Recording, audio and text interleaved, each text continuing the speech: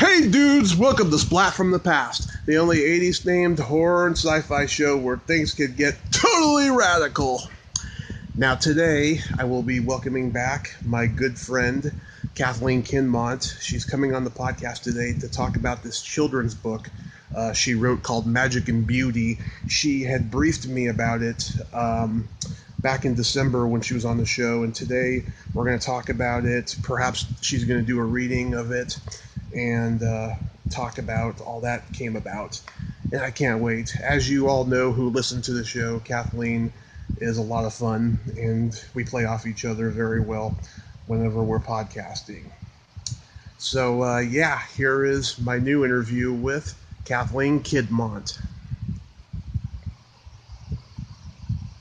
Hi. Hey, welcome back. What's up? Oh, all kinds of things, Tom. What's going on with you? Nothing much. I've been dieting for the last month and a half. I've lost 17 pounds. Wow, good for you. How are you doing it? Thank you. I'm just cutting back on eating certain foods. I've been eating no sugar. Been drinking no soda unless it's diet on occasion, and doing the Atkins stuff and just doing exercise. I've been in physical therapy for a while because of my back. Great. That's good. Well, good. Losing weight is always going to be good for your back. Exactly. Yeah, definitely. Especially around the belly area. Not to put so much pressure on the lower back. People with lower back issues is usually because they have a gut. Yeah, that's true. And not a healthy one. I enjoy intermittent starving. I mean fasting. Fasting? Call it what it is. It's starving. You know, it's just good to skip a couple of meals. You know, and substitute water or green tea. Stay away from carbonation. If it's Diet Coke, it's still crap. And carbonation holds on to fat cells. Yeah. So green tea in the morning. Exercise and watch what you eat and don't eat so much of it. Yeah. Pretty simple. Yeah. You know, try to just be like people use food as an addiction. So it's whatever kind of as an emotional crutch. Maybe not an addiction, but just an emotional crutch. Yeah, we're emotional eaters in my family. And yeah, it's funny you mentioned the green tea. I think my mom was told that at one point. I should ask her if it worked or not. But yeah, that's cool. It does. You don't need to ask your mom. Trust me. If you're just keeping like a pot of green tea, just get the really good, if you can, find some loose leaves. And just let it seep and just keep it around. Just pour some in all day long. But start off your day with it. Pour water. For water, I drink. A great big glass of water first thing in the morning. I drink lots of water. I take vitamins, all that stuff. But I mean, before your feet even hit the ground, lean over and drink a massive glass of water that's been sitting there overnight, so it's room temp. Why is it good before the feet hits the ground? Because it forces you to start flushing your body before you even get up. Oh, okay. And that way you're guaranteed you're going to drink it before you even get up. Just open your eyes, grab that glass of water, drink the whole thing, glug. I do. And stand up and say thank you. And I say thank you. One foot goes down, it goes thank, the other one goes you. Yeah. I do. It's funny, you know, I've been keeping a bottle of water by my bed for years, you know, and I always do start drinking that bottle when I first get up, but my feet are always on the ground, so I'll just try it without that, you know, next time. Try it without that, and you know, and start being conscious of drinking water before you're thirsty. Huh. Pushing the water. That's why it's good to drink it before your feet hit the ground, because you're still down. You know, like you didn't need anything. You just woke up and there's the water. Okay. And it moved your system is really what happened.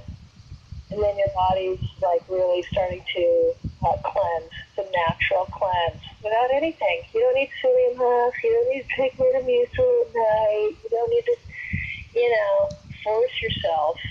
Just getting into that really healthy metabolism, natural. And then breakfast, which is really called breaking the fast, which should happen as long as you can go. Quite honestly, they're finding out more and more about how, I need a big breakfast. Get the day going. It's like, no, that slows the day down, quite honestly. Yeah. Drink a big glass of water and start drinking your green tea and then start moving around. And see how long you go before you actually really get hungry. Yeah, the only time I've ever been 11 or 12.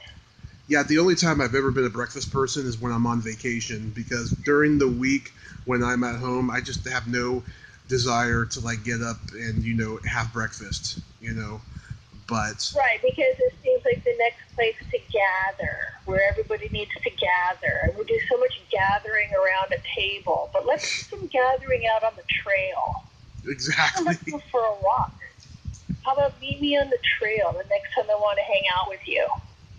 Not at the movies, not at the bowling alley. Let's get outside and put our phones away and look up and smell the air and look at each other and talk and walk. That's a cool thing to do. I like doing that. My one of my best friends who I walk with all the time, Lisa Marie Wilson, she's the other producer. Can you hear my dog walking across the floor? Yeah. He goes walking all the time and his nails get trimmed, but he's got like Billie Eilish nails. Oh. Her cousin is the one that illustrated this beautiful book, Magic and Beauty. Am I really going to read this whole book right now on your show? How many pages is it? Oh, it's a few. Yeah, it's like a nice 15-minute read, I would say. Like you're going to read a kid a story. There's a nice 15-minute. I don't know, maybe we could see. Do you want me to read it? It's pretty great. Of course I want you to read it. Yeah. Okay. We'll see how long it is. Okay. Why don't you time it? Okay, starting now. Oh, wait, hold on. Okay. Yeah, I guess I can do it. Yeah, okay, yeah. I don't need my glasses because I made the text big enough. You could read it at night. Awesome. Glasses, huh? Magic and Beauty. It's for my daughter, Aiden Gray. Aw. I know. It's so sweet. Okay. In the beginning, there was a massive... Wait, I gotta turn over. Cut. Okay. Wait, are you timing this? Okay. Yes, it's Where are you? Where are you located? It's 2:37 over here. Where are you? I'm in Redding, California. Redding. 2:38 now. 2:38. Here we go. Okay. Beginning. There was a mystical black unicorn with a golden horn. He roamed through the dark shadows because there was no light. His name was Magic. Magic had nothing but time to think about life. I wondered what it would be like if I had someone to share my thoughts with. I wonder what it would be like if I had a friend. He roamed and he pondered, and when he became very still, his thoughts became real. He was, after all, Magic.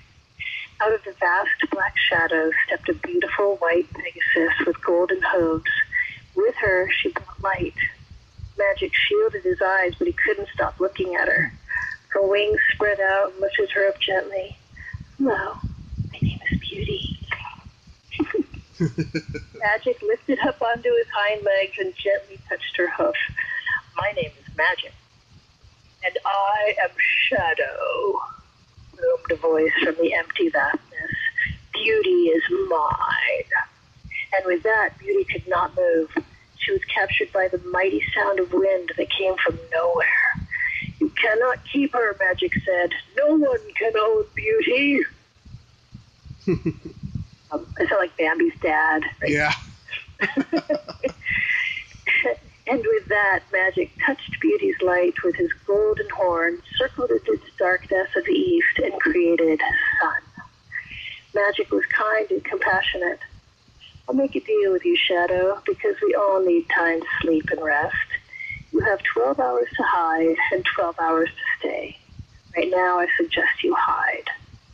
And I will hide underneath you, Shadow said, and follow you through your day. Fair enough, Magic agreed, but you must release Beauty. Shadow disappeared, and Beauty was instantly released. She tried to look at Sun, but it was too bright. She looked down at Shadow under her hooves. I love it. Magic looked at the sparkle in her eyes and said, will you walk with me and be my friend? She looked at the vast emptiness. Yes, but what will we walk on? She has so many needs. He stopped and thought for a moment, then touched the tip of his golden horn near his hoof. This, he said. A brown hard surface appeared, and they magically stood on Earth. Beauty let her hooves touch Earth. How wonderful, she exclaimed as she took off running. The two new friends galloped and ran across the dusty Earth for a long while until Beauty slowed. Wow, I'm so sweaty, and my throat is dry, she said. Magic looked at Beauty, then looked up and touched his golden horn into the emptiness above them. Clouds appeared and cold, cool drops of water fell from the sky, making little puddles from which they drank. They finished their long drink and stood looking at each other, happy and content as raindrops fell on their backs. Beauty and Magic closed their eyes and felt the warmth of sun as it parted clouds and an arcing rainbow appeared. Beauty smiled at Magic. That's beautiful how the sun moves, she said.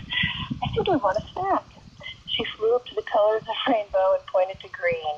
This looks yummy. Maybe something this color, Beauty suggested. Magic looked out at the fresh, muddy earth and thought for a moment, and he gently touched his golden horn to earth, and tall green grass grew up to his shoulders. Oh, lovely, Beauty grinned. She flew down to graze next to her friend. Thank you, Magic. So tasty, she said with the long strands hanging from her mouth. I think I would like something sweet and crunchy, too. She looked up the rainbow and flew to red. Something this color. This will give us shade, she asked. Magic walked up to the mound on the hill and touched his golden horn to earth. A tree grew before him, and bright red apples appeared on its branches. He reared up and picked one for Beauty, and she flew down next to him. He offered her half while they shared the joy of friendship. Beauty smiled at Magic and said, this is fun, and it sure would be nice to go for a swim. Magic grinned and cantered over to a big open space and touched his horn to earth. A beautiful, calm, clear lake appeared. Beauty flew to blue and said, this color. Magically, sun's reflection on lake turned sky blue.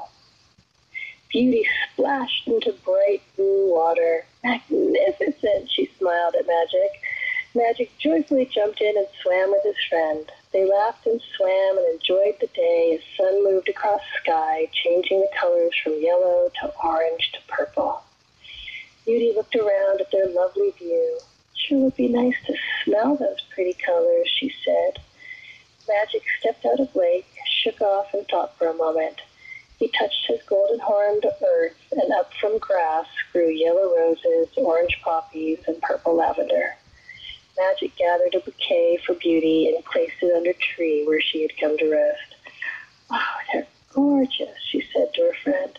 Thank you so very much, sweet Magic. You're welcome, he said. You inspire me, Beauty. They watched the sun set on the horizon as a cool breeze blew their manes. Magic gently nuzzled Beauty and said, now Shadow will take its turn while we dream and rest. Beauty watched as sky became dark. I'm a little scared, Beauty said quietly. Magic looked into darkness and thought for a moment. Shadow, he said, I allow you to stay with me for day.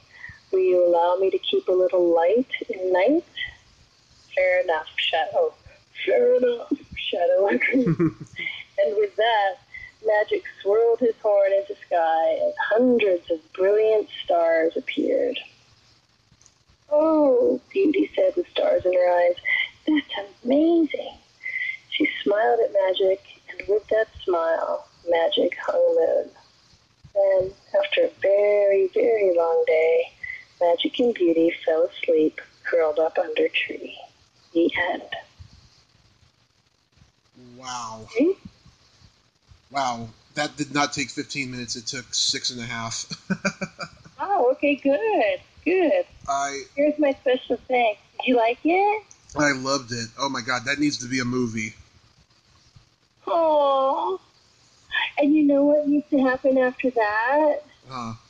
Then she's like, because she's a Pegasus, she's like, I want to have someone I can fly with. So he starts making birds, right? Right. That's the next book. And then the book after that, she's like, maybe you want to have someone that you can run around with on the ground. So he makes all the animals.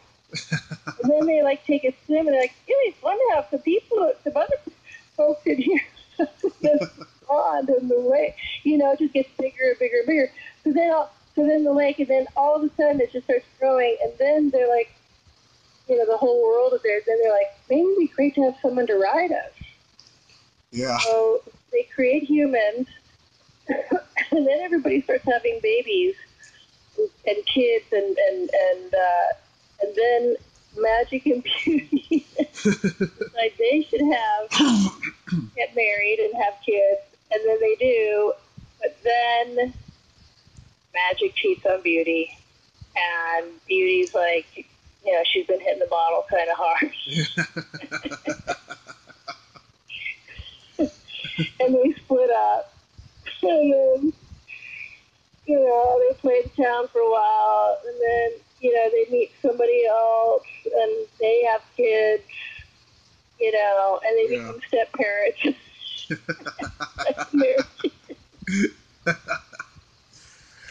So your daughter, she likes to... like 60 books to get to that stuff. You know what I mean? Yeah. I totally want to have this illustrator do that and do that as a stand-up. Mm-hmm.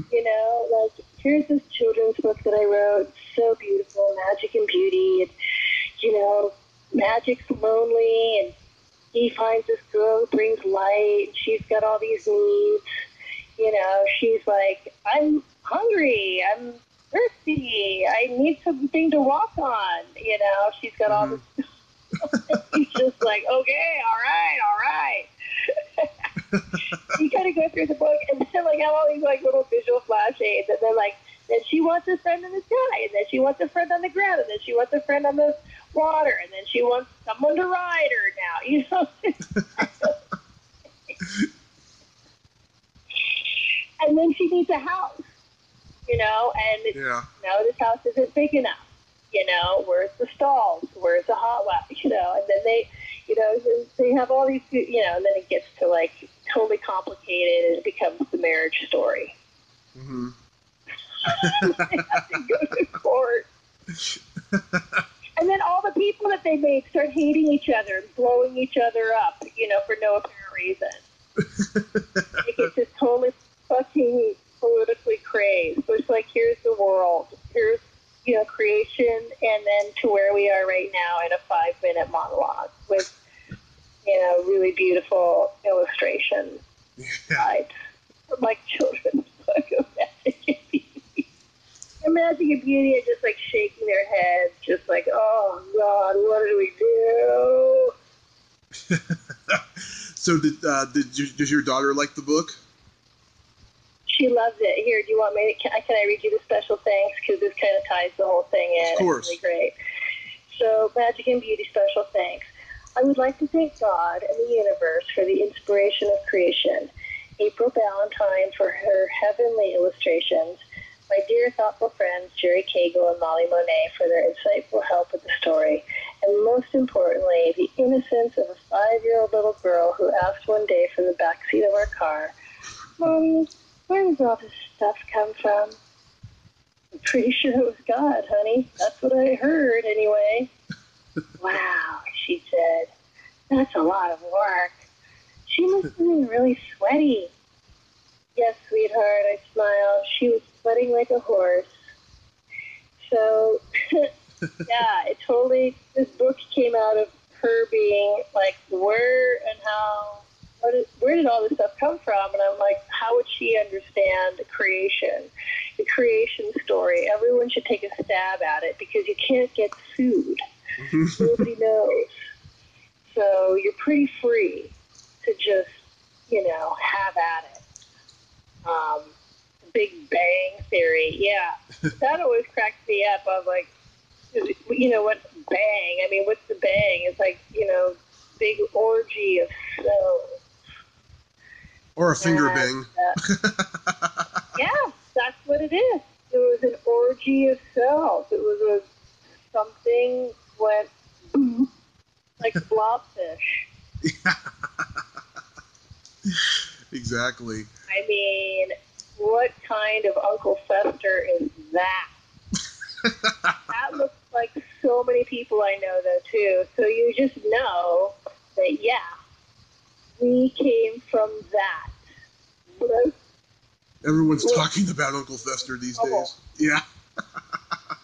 It was like when the jacuzzi is off, no more bubbles, but somebody had a bubble, and you're like, uh-oh. And you're like, that's how the world started, just like that, from a gas, from something.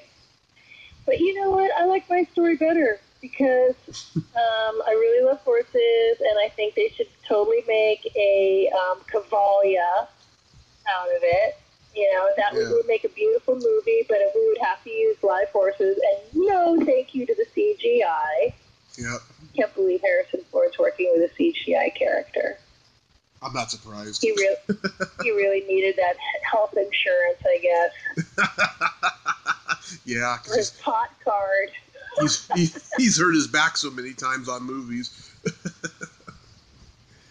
He hurt his back so many times fucking crashing his airplane into Santa Monica. Have you actually seen that? Well, I wasn't there, but I was here in LA when it happened. Yeah. Yeah. Yeah. You're like, uh-oh. It sucks to be famous and crash your plane or crash anything. I know, Rick Nelson. I mean, I know, well, it's just, you're just going to get way more airtime if you're famous. It just doesn't matter what you're doing if you're famous, I guess. Yeah. But especially when you're flying your plane and, I don't know. Lorenzo flies helicopters now. Oh, really? Yeah. Saw him last weekend. We had a Renegade reunion here in Burbank. At the Hollywood show. Lorenzo Hollywood show, yeah. Yeah. And he was pretty sad because of our, that's his company. That's the same company that Lorenzo works for. Oh. So it hit really close to home for him. Oh. I mean, for all the other obvious reasons of being a helicopter pilot as well, but he and Ara were very, very good friends. Oh. And he had just had dinner with him a few nights before, and it's just, same company. And he was one of his instructors.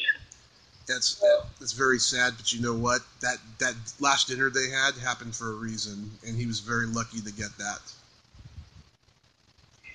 Yeah, it's so sweet. What happens when we lose people, the people that are left behind get a little bit more connected, and hopefully, I mean, I just had a friend of mine, Annie Lockhart, call me. I love Annie. I love her so much. She's the sweetest lady on the planet. Yes, she just called me just to tell me that she loves me. Yeah. She was very, very close to Otis. Well, I mean, Orson. Excuse me, Otis. Orson Bean. Yeah. Yeah. And that's just, 91 and getting hit by two cars is just really, really sad and devastating and shocking. Mm-hmm. So you just, it doesn't matter. My friend Dave Lipgoy just passed away on Saturday. He was 104. He started Mammoth Mountain, and he and my dad were best of friends. I wouldn't be here without Dave Lipgoy. My dad was volunteer ski patrolman when he first started the mountain. And my dad rescued my mom off the mountain. That's how they connected. Mm-hmm. So, yeah, our family is here because of one guy who used to survey the snow, said, wow, this mountain holds a lot of snow and it's got really great pitch and it's accessible, you know. And he got the lease for the mountain, started creating a ski area. He used to work for the government. Mm-hmm. Snow. He had full-blown entrepreneurial pioneer spirit at the beginning of a sport that was just starting to catch on. Mm-hmm. And he was creating a destination for it. And he did it. And his family is incredible. They're all very special, great athletes, and all worked for him. And his grandson, his oldest grandson, is one of my closest friends, Davey McCoy. And we've known each other for most of our lives. And, you know, it's just like I cried so hard. I cried so hard when I heard that he died. And this guy is like, he's not 104, he's 104 and a half. So he's basically, I am half of his age right now at 55. I'm going like, what? Yeah. I would have to live a whole other one of this. Well, we just lost Kirk Douglas at 103. Yeah, I'm like, okay, all right, in for the long haul. And it still hurt. It still hurt. It didn't matter that he was 104. Yeah. So it was like, the intensity was huge. So, yeah, we all need to just slow down, have some FaceTime. Yeah. But how does that feel, though? Tell a story. Yeah. Filed a beautiful story, right? Right. Do you have kids that you can buy this book for? Probably my niece, my nephew. I could buy both of them copies. Nice.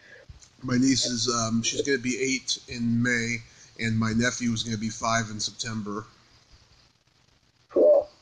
Yeah. That's perfect. Perfect age. They'll love this book. I love the pictures. Like, who drew the pictures? April Ballantyne. She's a tattoo artist in Michigan. I gave her the story, and she came up with the pictures. I didn't tell her what I really wanted. I said, you just pick what inspires you in the story. I'm not going to micromanage. But, yeah, she did a beautiful job, and the publisher did a really nice job of the book. So it's great. Yeah, you can go to magicandbeautybook.com. I know you sent me that link. HEICANDBEAUTYBOOK.com. C-O-M. Right. C-O-M. Are you gonna write a sequel? I talked to her about it. Yeah, I mean, I want to see how this one does. But I would love to create a series. For sure. Yeah. For sure. It's a creation story. So, let's have at it all the way up to the marriage story. Mm-hmm.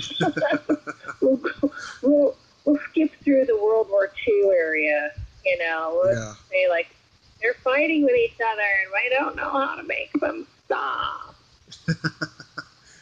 Or you could... turn a hose on them. You should also do an audiobook version. Why do we turn a hose on government? On government? Maybe not the good guys, but yeah, I know. I'm sorry, what were you asking me? Oh, I was going to say, are you going to do an audiobook? Wasn't that this? Yeah, just you didn't get a second or third take. Yeah, me and on my sidebar. Yeah, definitely. I'll definitely do an audiobook where I go in the studio and make it sound right and know what I'm supposed to be saying, when I'm supposed to be the shadow part. Yeah. Shadow. I like it because it has a little bit of a dark side. You know, it's not like, okay, everybody's getting... My Little Pony. Pegasus and nothing ever happened. Mm-hmm. No, it's like there's shadow. The only thing that's scary about night is that there's no light. Yeah. That's all. And weirdos can hide in the fact that there's no light. That's the other part of scary parts of night. Yeah, the only scary part is that nobody can see you. Oh, that's right. How scary does Invisible Man look? That looks freakadelic. I love Elizabeth Moss, too. She's so good. Mm-hmm. Even though she's a Scientologist. Oh, yeah. I can't stand those people. Yeah. Too much weird stuff about that place. I don't know. Oh, them, and there's... Pretty good actor. There's them, there's the vegans, a lot of different organizations. The vegans? They're a cult.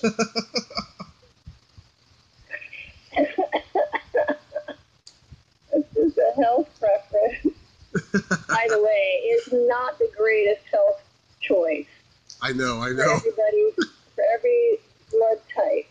I agree. Know what their blood type is before they decide. But, if you're not eating animal stuff because you want to save the animals, it's too late.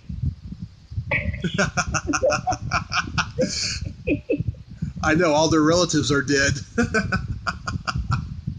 Milk has already been milked. It's in the carton, okay? Mm-hmm. You not drinking it is not going to save a cow.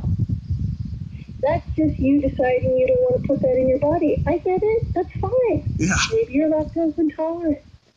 Maybe the reason why you don't want to have lamb is because you are repulsed by the idea of a baby animal being slaughtered for food. Yeah, I can't eat a I lamb. understand that. I get it. I get it 100%. Yeah. But pass me another lamb chop because I'm all over it. I love the great taste. I love it with the mint jelly.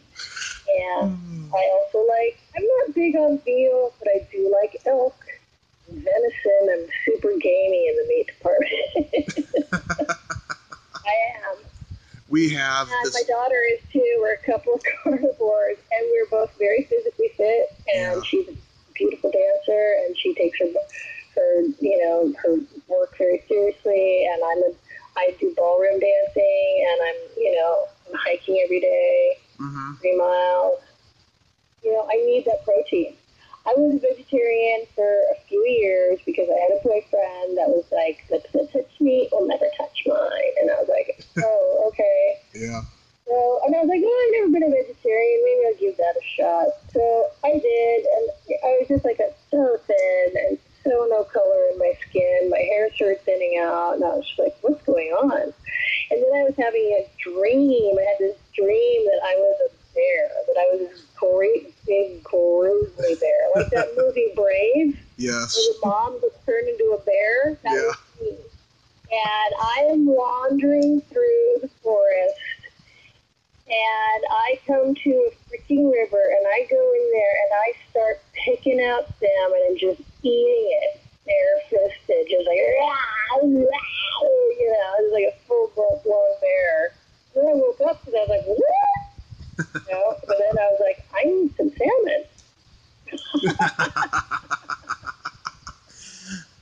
We have a meat store. Days are over. Yeah, we have a meat store here in Reading that is fucking bomb. And every day they served clam chowder daily with bacon in it, and it is so damn good. Sounds so delicious. Yeah, I love that. Clam chowders have a shit ton of butter in it, though. That's the only problem with that. Oh, I didn't know that. Killer soup. Yeah, it's primarily butter and milk, and it's very heavy. If you're going to have soup, I would go for like lobster, or I would go for like tomato bisque. But yeah, it's not going to be what you're looking for. But I eat it in moderation, so I'm good. Good. Yeah, moderation is truly the key for everything, except for hard drugs. Stuff like that. There's no moderation for that. Those days are over for Stay me. the hell away. Yeah. Yeah, I've been writing this other book that's going to be out very soon. I'm getting close. Oh, the Quentin Tarantino titled one? Yeah. Boy, and after watching Brad Pitt's acceptance speech, boy, man. Love it. I was like, I really should have been nicer. Do you know which role I can imagine you playing in a Tarantino movie? Is Bridget Fonda's role in Jackie Brown. I never saw that. Watch it. Oh my God. You could have played that role better than she did. Wow, I'll have to tell him that. Yes. I'll tell him that. I'll go, like, I haven't seen this movie, but I've heard. No, see it first and then tell him. I will. That's pretty ballsy. Yeah. Yeah, what happened to her? Where is she at? I don't know. I'm out. I don't need to. I don't need this. I don't want it. Oh, she probably had a Me Too experience or something. Maybe she had a roll of the hay with Harvey Weinstein and nothing fucking came of it. Yeah, you shooting blanks. You know, those are the stories. Those are the ones that aren't coming forward. Yeah, it's true. Oh my God. Well, you know that it takes, like, for every 10 people that have been violated, maybe one will come forward. Yes. Maybe one. Yes. Just think about it with Harvey Weinstein. And especially now that so many have come forward, a lot, you know, the rest, the other 700 to 1,500 possible maybes, for sure. How long that guy was in power for? Please. You know, he had multiple fucking dalliances a day. Yeah. On certain occasions, wherever the hell he was. Freaking rolled up, chewed up gum and cat hair piece of garbage that he is. Yeah. But do you know that because so many came forward, a lot of them just went, oh, they got enough. Mm-hmm. I don't need to add my name to that. They got more than enough. Why? So the picture can get smaller on the 2 sheet that they use? Yeah. You know, it's already the size of a dime to get everyone on there. So, yeah, I could be. You know, that was that. You know what? I'm like, so I kind of want to say something, but I don't want to. I don't even want to associate my name with his. Yeah. Like, the one great thing about never really being friends with Quentin Tarantino is that I never got to meet Harvey Weinstein. Yeah. Thank you. Yeah. You know, in order. I could say that to Quentin, I guess. Yeah. Privately. Hey, Quentin, you know, the one good thing about not ever hanging out with you. Mm-hmm.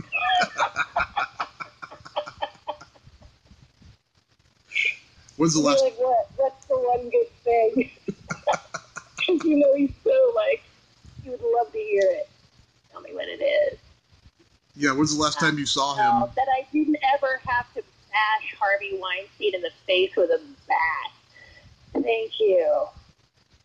Yeah. When's the last time you saw him? Quentin? Yeah. At the DGA Awards. He was nominated for Glorious Bastards. And I was there with Tanya McKiernan, and I was like, I'm going to go over and say hi. Mm-hmm. And she's like, okay, great. She brought me. She's DGA member. You know, she's Stephen Cannell's daughter. Right. And so I even told him, I go, you know, I'm writing a book titled I Should Have Been Nicer to Quentin Tarantino. He's like, I'm like, no, really, I am. And he's like, oh, that's so funny. I'm like, I know. Is it? And then I introduced myself to Christoph Waltz, who was very nice. Mm-hmm. And then I smiled at Brad and Angelina because they were still together and they were there. Yeah. And it was cool. And then I went back to Tanya and I was like, okay, I said hi. I was writing a book. I wasn't even really writing a book at that time either, by the way. Yeah. Because it made him laugh. And because I was like, you know, that's a pretty fucking cool title. And I really do know him. I'm not bullshit. Right. So why wouldn't I maximize off of somebody else's name who never hired me or brought me in for shit? That was in an acting class with me that knew full well that I would be totally fucking great in any of this stuff. Yeah. And more than game. You know, hold the fact that I was totally, you know, not qualified to navigate, you know, a makeout scene when I first started going to acting class in an adult environment. You know, this wasn't like, okay, kids, let's all, you know, there are trees, and then you're going to be a cat. You know, it's just like, no, we were doing scenes from Magnum PI and, you know, whatever else. But, you know, we were doing, like, you know, current television stuff, and I'm, you know, getting cast as the, you know, petulant teen.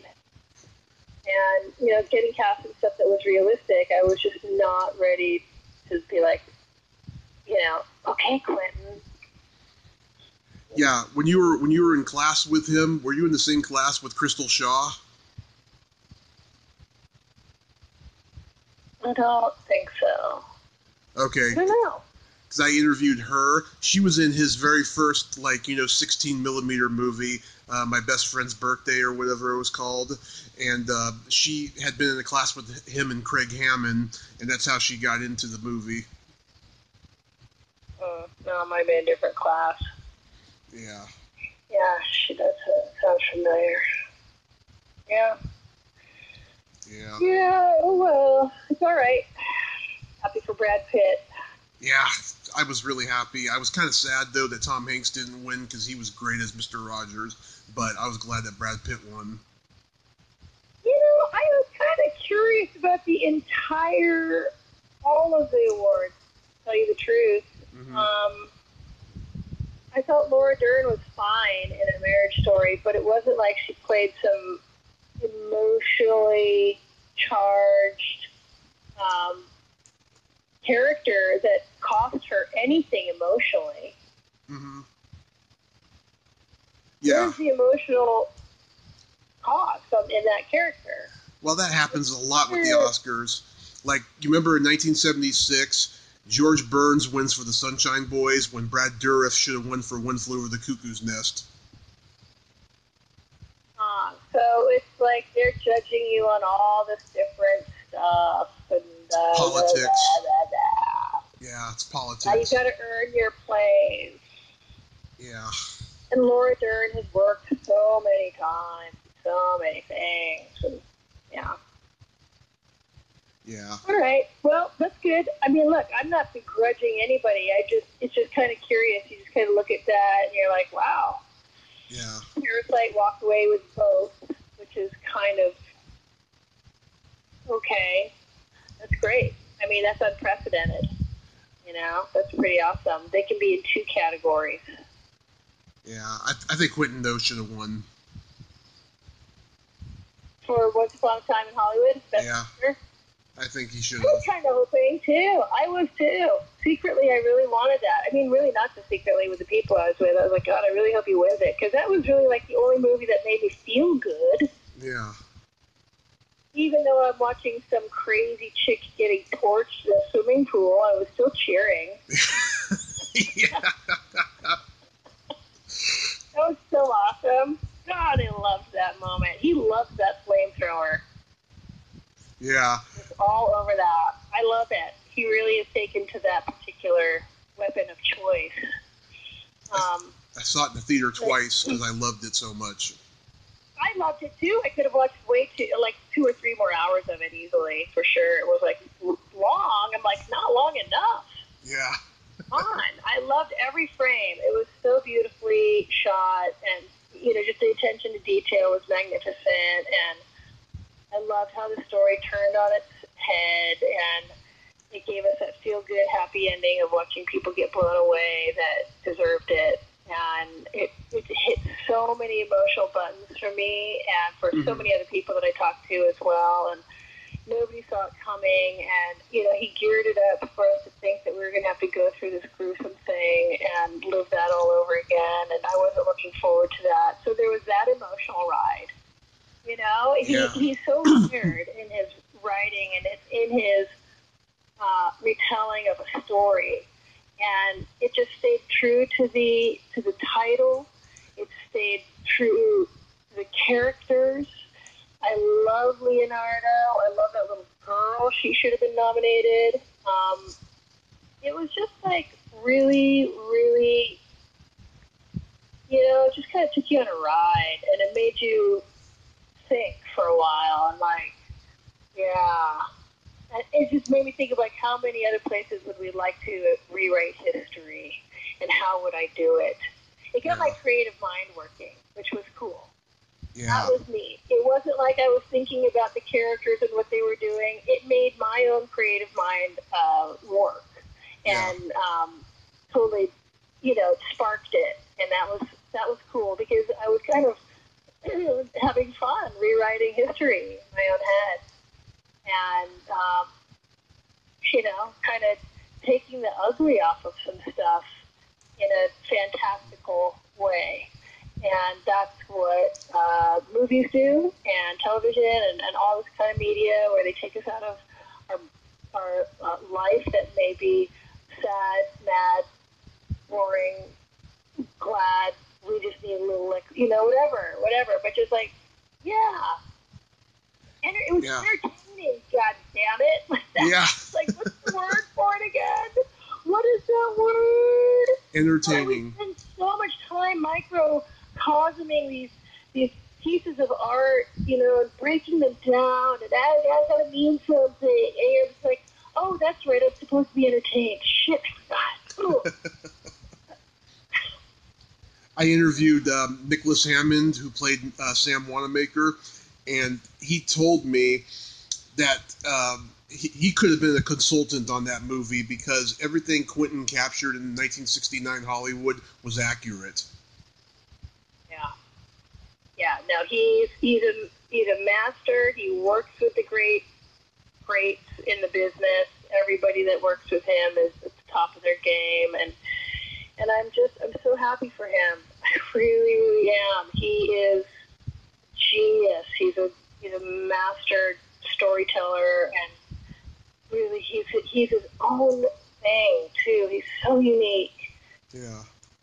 It makes me want to cry, because I wish I would have seen that when I was a kid. I wish I was like, whoa, you are so cool. You're like a kaleidoscope of a person in there. I talked to somebody the other day, and the way he described Tarantino, he described him as an autistic odd duck who is most likely to be talented but never figure out his place in society. Perfect. Yeah. Yeah, but yet he has. He totally has, because we love him so much. Mm-hmm. The whole, as a world, we've embraced him and his movies, and he's an international iconic figure now that is so in his own realm, same way Scorsese is to his genre, and it's pretty cool. It's cool that I knew him for a moment in time, and it's going to be really cool to use his name in my book. So when's that book coming out? I hope he's okay with it.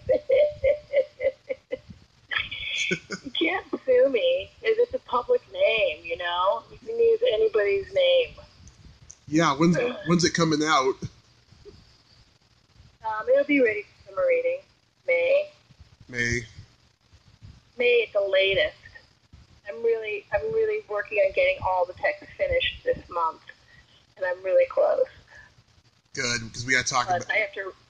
Huh? Oh, I was gonna say we got to talk about it when it comes out in May. That would be cool. Yeah, definitely. I'll read a chapter. Maybe I'll read the chapter on him, and I should have been nicer to Quentin Tarantino. Yeah. That's like Ileana Douglas wrote that book, I Blame Dennis Hopper. I what? I Blame Dennis Hopper was the name of her book. Oh, okay. All right. Yeah. Ileana Douglas. I met her. Yeah. Spent a New Year's with her once. That was such a star-studded New Year's. That was so insane. Lauren Bacall, mm-hmm. Cheryl Oh, yeah, Gregory Peck's son. So, yeah, it was insane. I was just like, where am I? I was in the boulevard of broken dreams, it felt like. It was so cool. I was like, Marilyn Monroe's got to be in there somewhere. Yeah, Ileana's on my list of dream guests that I hope I get to interview someday. Her and I would just get along talking about movies. Read her book. Did you read her book? Yeah, it's pretty good. It is? Yeah. Is it funny? It's funny, and she's got really good show business stories. You know, she almost fucked Marlon Brando.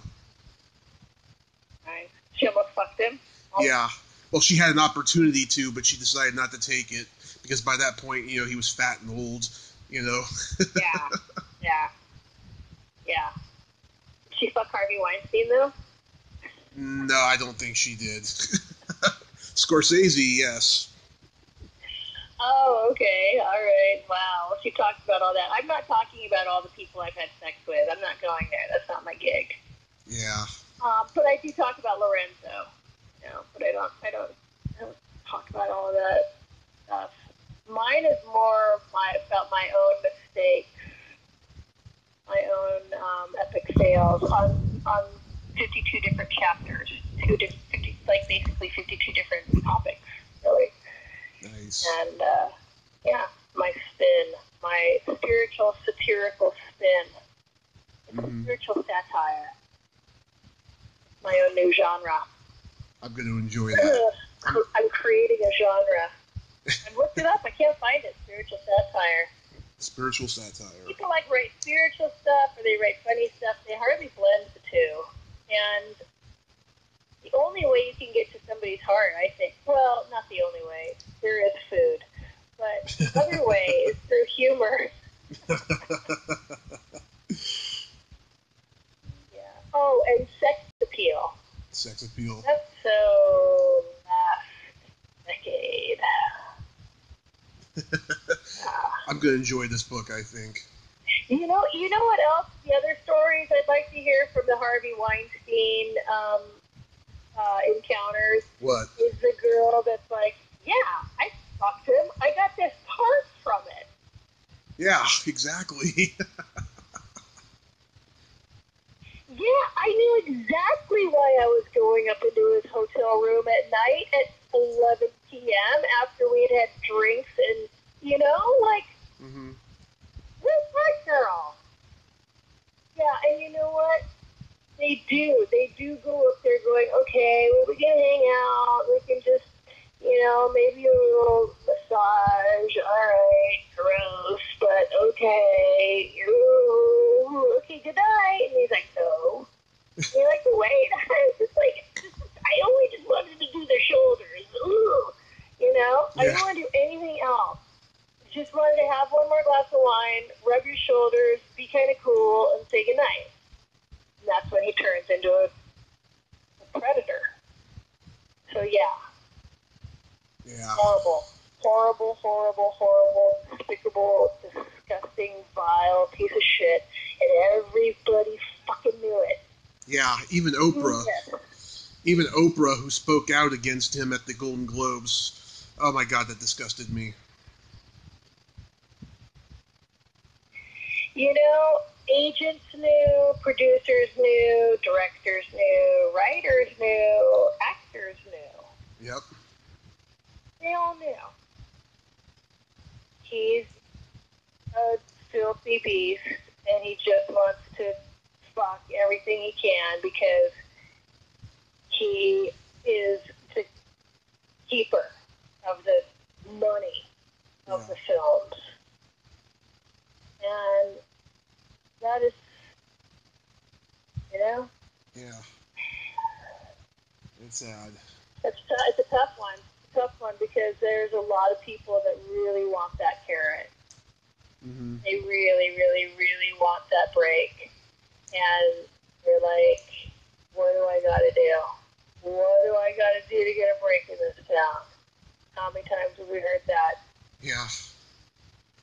Well, here's one idea. Mm-hmm. He's like, oh, look at that. There's the carrot. Mm-hmm. And you're like, that looks like one of those little bunny love mini carrots. Ew. I thought the carrot would be so much bigger. He has to lift up his belly, show you the carrot. It's like, ooh, good. Well, there was a news reporter. She was on a daytime talk show, when the Me Too movement started. She said she actually saw Harvey Weinstein masturbate, and he only lasted like a minute, she said. Oh, well, I would have done it if he only lasted a minute.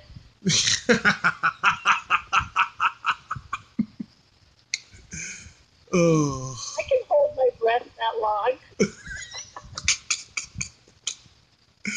Oh my God, that's awesome. I gotta go pick up my kids from school. This has been awesome. Yeah. As usual, many laughs. Great to Yes. with you. And thank you for promoting my book. Please go to the website, magicandbeauty.com. Order it from the website. It is available on Amazon, but it's a better deal off of the website.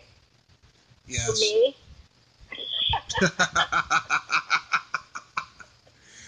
Oh, Kathleen, before you go, I got to mention, this is the first time you've done the show without a 5 in the number. Today you are 702. What's that?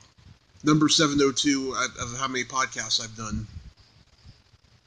Oh, cool. Oh, great. I'm 702. Nice. Yeah, because you've always been there with a 5 in the number, but this time no 5. All right. Cool. Okay. Well, all good numbers. All good numbers. Go Sevens. Yes. And have a great afternoon. You take care. You too, and I'll talk to you when that other book comes out. Awesome. All right. Okay. Thank you. Bye-bye. Drive safe. Bye-bye. Thank you. You too. Bye. Bye. Well, there you have it. Kathleen Kinmont. Ain't she a sweetheart? I just love talking to Kathleen. She's so funny and so insightful and passionate. And that book, wasn't it just an adorable book? Go buy it. It's called Magic and Beauty. Go buy it. And your kids will love it, obviously, after you just heard it now. If you like this video, everyone, please subscribe to my YouTube channel. Add me as a friend on Facebook. Join my Tommy Kovac comedian page on Facebook. Follow me on Twitter and Instagram and all that fun stuff. Well, that's all the time we have this week on Splat from the Past. Until next time, this is Tommy Throwback Kovac saying, there's no shame in living in the past, because the present sucks. Later, dudes!